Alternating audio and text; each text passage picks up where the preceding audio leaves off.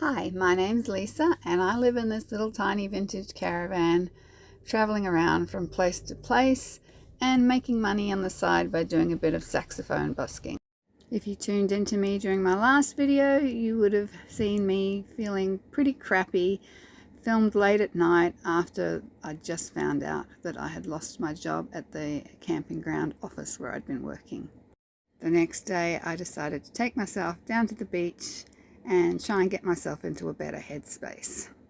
This is one of the spots where I'm actually allowed to go busking under my permit, but I haven't tried it down here yet.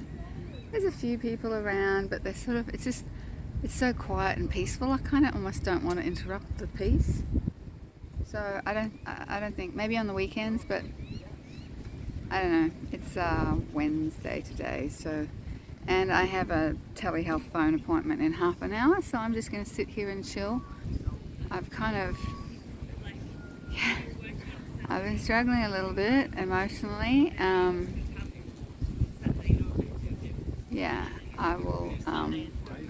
haven't, as I'm making this video, I haven't posted the update video of what's happened for me down at the showgrounds and the situation down there not being particularly secure at the moment, so that's kind of making me feel a bit paranoid. And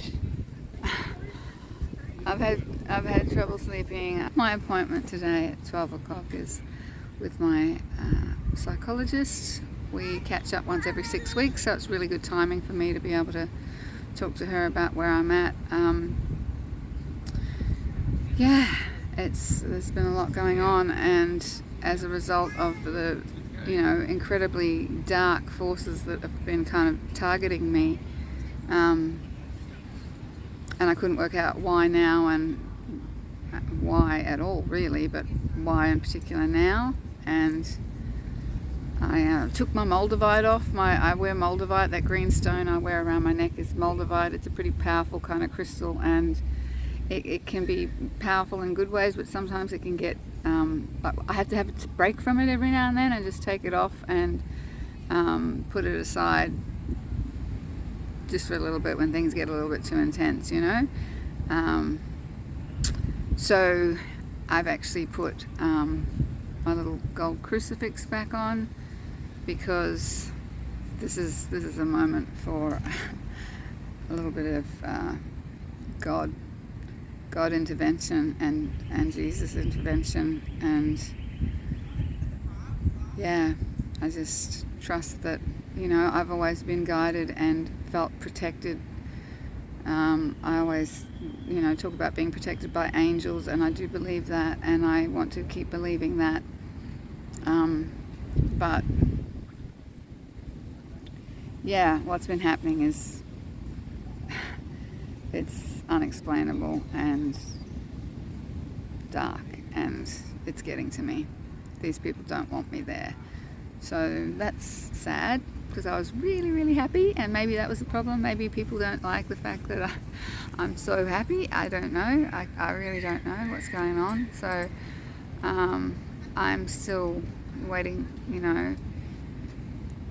to pay the mechanic. I still owe him another, I think it's probably $400 now. So I'm going to just busk every day I can, even though I'm very tired, and get that together, because at the moment I can't move, because I need the truck to move me. It's a beautiful place, right? So that's why I thought I'm going to come here and just, I brought my togs with me too. I don't know if I'll swim, but I should. That's what I should do. I should do a feeling Achille and never regret a swim, and jump in that water, and the seawater is always invigorating and healing kind of thing to do as well. But for the moment I'm just sitting on the grass, patting my little pixie angel. I don't know if you can see her.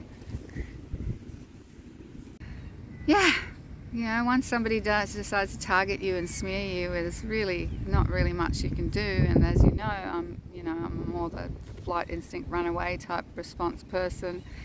I don't want to run away because I'm really happy where I am, and you know, I've got that thing on here in Caloundra in May. I did look up to see if there's other places where I could stay, you know, cheaply in a nearby area, but there's just not. And not, you know, not with any capacity to go busking at all.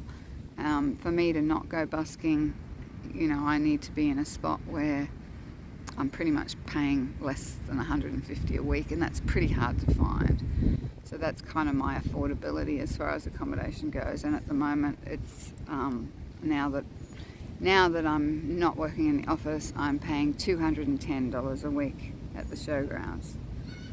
So yeah, so yesterday they had me clean the 2 toilet blocks. I cleaned them so well. I think it was 10 toilets and 1, 2, 3, 4, 5, 6 showers. I scrubbed the walls, I got the mold out of the grout, I scrubbed the toilets underneath the inside of the bowls, which obviously hadn't been done for a while because they were funky. I scrubbed and I scrubbed and I cleaned and I cleaned, and I made that place sparkle so they'd have nothing bad to say about me. But I did say I can't continue to do it because I have pulled up a little bit sore today. I took a couple of Panadols last night just to sort of try and ease any residuals from, you know, just strenuous hard yakka basically. And just said, look, you know, they wanted me to do it for the rest of the week. I just said, look, I can't because it's at 10 or 11 o'clock in the morning they want it done.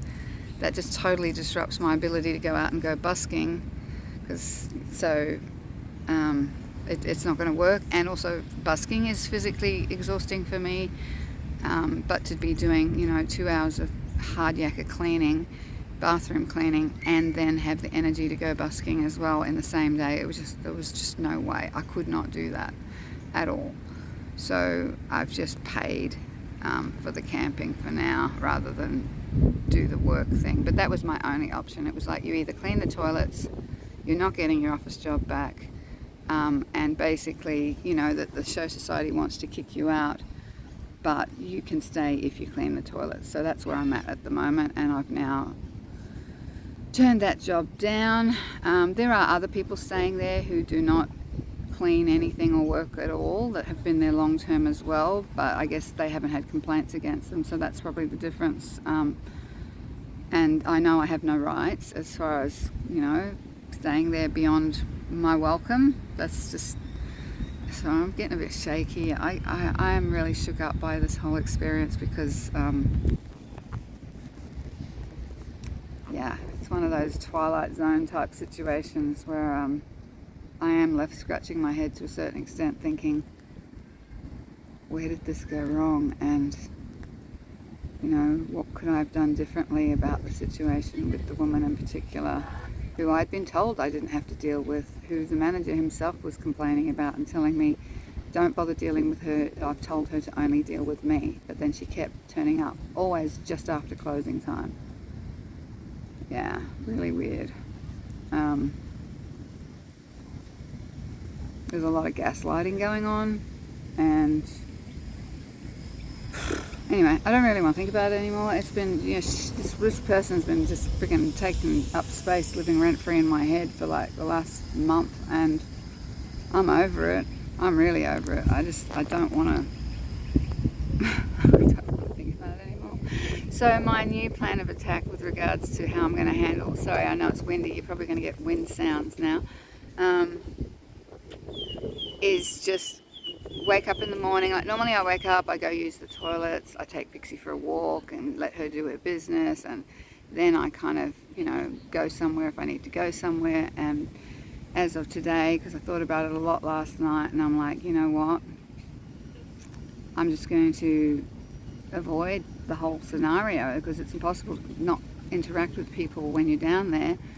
So this morning I got up, got dressed, got ready.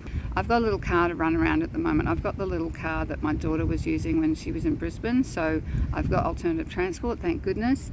And it's a little Mitsubishi ASX little, I'm loving it because it's got this amazing feature where you turn the key and it actually just starts straight away. Bonus, you know. luxury. I tell you, I'm just loving that, and aircon, and it doesn't overheat. It's just easier to drive and get around, so that's why I've been able to get around to different busking spots, which has been a godsend. So yeah, this morning I you know, once I was dressed and ready, I just grabbed Pixie, grabbed my gear, threw it in the car and just drove away, and I used the loo here, let Pixie go to the toilet here, away from the drama of that environment, and I will just basically avoid being there at all until after sunset. And then when I know everyone's sort of safely ensconced back in their vans, and you know, it's usually pretty quiet early on there, people tuck in pretty early, that's when I'll come back and just keep to myself and not interact with anyone at all for say the next few days, and see if they just don't hopefully find something else to think about. I don't know, or else they could just all conspire and just say whatever they want without me being there to counteract it. I don't really know, but there's nothing I can do at this point. So that's where I'm at. It's 11:45. I better go get ready for my appointment. It's like a Zoom type thing, so I'll just have to make sure I've got enough charge on this thing. And yeah, I will check in with you guys and let you know how it's going, and if there's any changes to my situation, I will keep you posted. I'm very appreciative of knowing that there's people out there that do actually care, even if you're not around. It would be really helpful to have people around right now. I would really, really appreciate it if I had someone just standing beside me saying, hey, you know, not feeling so vulnerable. So, what are you doing, Pixie? You want to play with that little twig, do you? Oh, you're so cute. it's just so funny. Look at this. Hey, what you got? What is that? What is that? What is that? You want to play with that little twig? That little twig there. Oh, there you go. Go get it. Good girl. Such a cutie.